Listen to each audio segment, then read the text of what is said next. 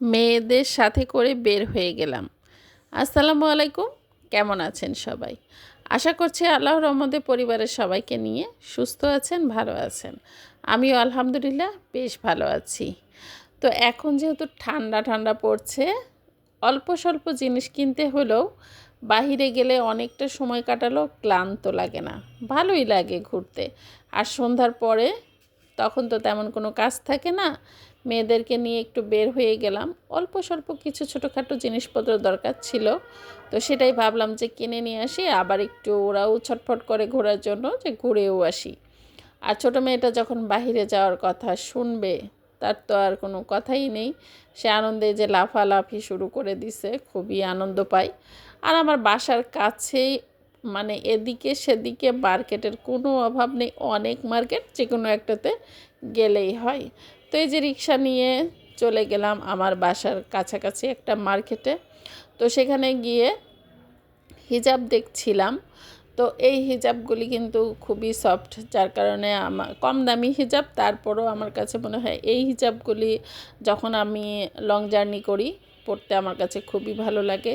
কারণ গর্জিয়াস হিজাবগুলি কিন্তু পরে কোথাও যাওয়া যায় না, তেমন একটা ভালো লাগে না, তাছাড়া নষ্টও হয়ে যায়। তো সেই জন্য সবসময় চেষ্টা করি যখন আমি লং জার্নি করি এই ধরনের নরম টাইপের হিজাব পরার জন্য। আর তাছাড়া মাথাও অনেক গরম হয়ে যায় দেখা যাচ্ছে জর্জেট বা সিল্ক টাইপের কোনো কিছু পরলে। আর এগুলো তো চুমকিও থাকে না সাথে, বেশ পরে আরামদায়ক, যার কারণে মাঝে মধ্যে যখনই কালারটা ভালো লাগে এক একটা নিয়ে রাখি। তো এরকম একটা অবস্থা।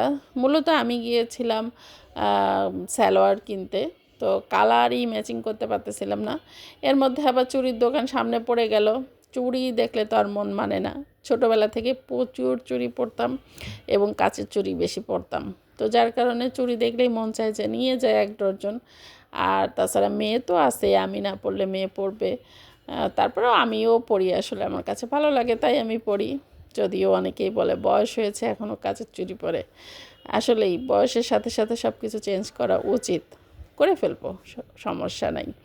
তো যাই হোক, এরপরে তো এই যে খুঁজতেছি কিন্তু কালার ম্যাচিং করতে পারতেছি না। অনেক সময় ধরে ঘুরে ঘুরেও কালার ম্যাচিং করা যায় না। আসলে অনেক সময় হয় কি, অনেক কমন কালার, তারপরেও কিন্তু কালারটা ম্যাচিং হতে চায় না।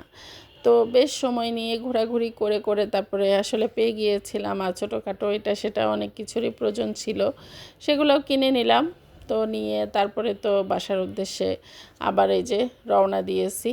তো আর এর মধ্যেও আর কি অনেকটা সময় কাটিয়েছিলাম, ফুচকা টুচকা খেয়েছিল, ওইগুলো ক্লিপ আসলে নেওয়া হয়নি। আর অনেক ভিড় থাকে, তো সব সময় সব কিছুই আসলে ভিডিও করা সম্ভব হয়ে থাকে না। আর বাচ্চা নিয়ে যায় যেহেতু সাথে।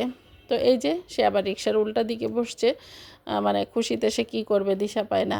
সে একটু রিক্সায় আসা যাওয়া করলেই তার কাছে খুব ভালো লাগে, ব্যাপারটা এরকম।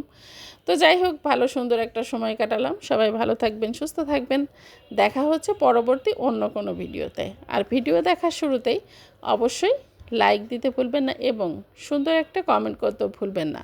আর কে কোথা থেকে ভিডিওটা দেখছেন সেটাও কিন্তু অবশ্যই জানাতে ভুলবেন না। আল্লাহ হাফেজ।